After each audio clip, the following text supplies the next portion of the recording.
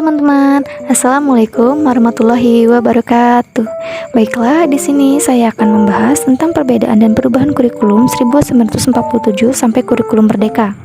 Baiklah, sebelumnya perkenalkan, nama saya Maudy Dwi Pratiwi, NPM 5021161, kelas 4E, Prodi PGSD.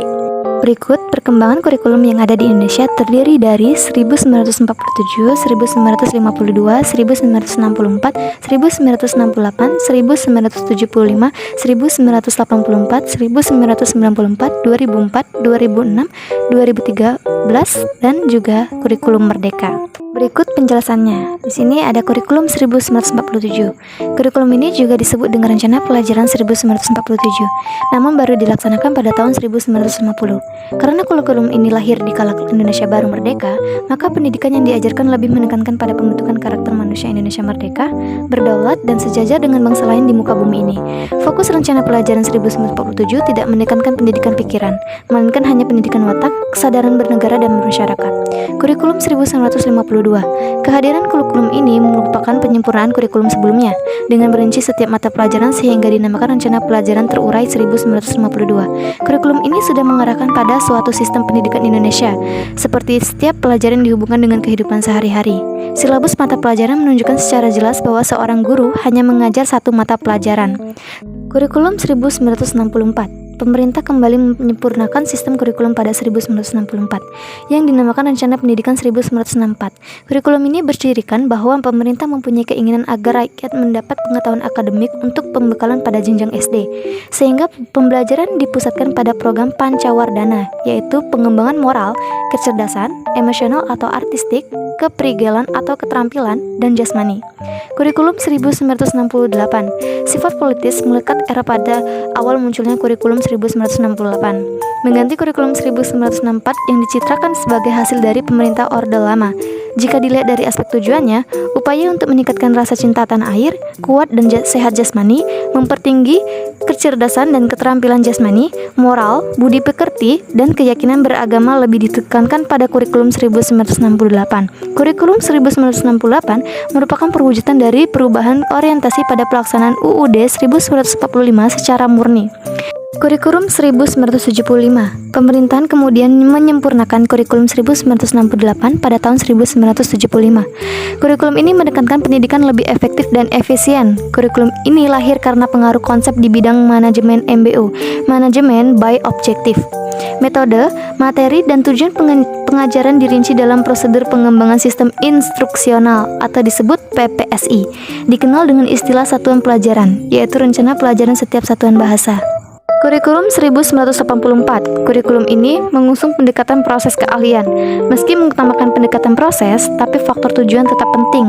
Kurikulum ini juga sering disebut dengan kurikulum 1975 disempurnakan. Posisi siswa ditempatkan sebagai subjek belajar, yaitu dari mengamati sesuatu, mengelompokkan, mendiskusikan, hingga melaporkan. Model ini disebut cara belajar siswa aktif atau juga disebut CBSA. Kurikulum 1994. Pada tahun ini, pemerintah memperbarui kurikulum sebagai upaya memadukan kurikulum-kurikulum sebelumnya, terutama kurikulum 1975 dan 1984.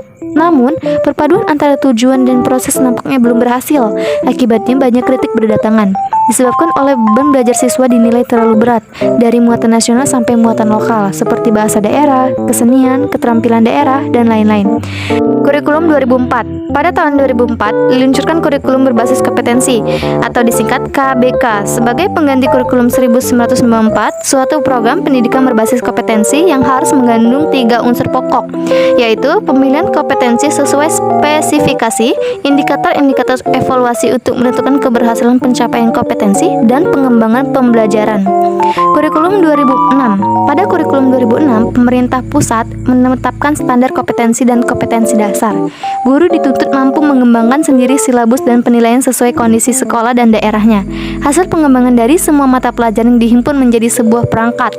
Kurikulum ini juga dinamakan kurikulum tingkat satuan pendidikan, disingkat dengan KTSP. Kurikulum 2013. Kurikulum ini mempunyai tujuan dan landasan utama pada sistem pendidikan nasional dan standar Standar Nasional Pendidikan. Kurikulum 2013 memiliki 3 aspek penilaian, yaitu aspek pengetahuan, aspek keterampilan, dan aspek sikap dan perilaku. Di dalam kurikulum ini, terutama di dalam materi pembelajaran, terdapat materi yang dirampingkan dan materi yang ditambahkan. Materi yang dirampingkan terlihat ada di materi Bahasa Indonesia, IPS, PKN, dan sebagainya. Sedangkan materi yang ditambahkan hanya materi matematika. Terakhir, ada kurikulum merdeka. Rancangan landasan utama kurikulum merdeka adalah tujuan sistem pendidikan nasional dan standar nasional pendidikan, dan juga mengembangkan profil pelajar Pancasila pada peserta didik. Penguatan pada asesmen formatif dan penggunaan hasil asesmen untuk merancang pembelajaran sesuai tahap capaian peserta didik. Menguatkan pelaksanaan penilaian otentik, terutama dalam proyek penguatan profil pelajar Pancasila. Baiklah, itu saja pembahasan dari saya tentang perbedaan dan perubahan kurikulum 1947 sampai kurikulum merdeka. Terima kasih, selamat menyaksikan, semoga bermanfaat. Saya akhiri, wabillahi taufiq wal hidayah. Wassalamualaikum warahmatullahi wabarakatuh.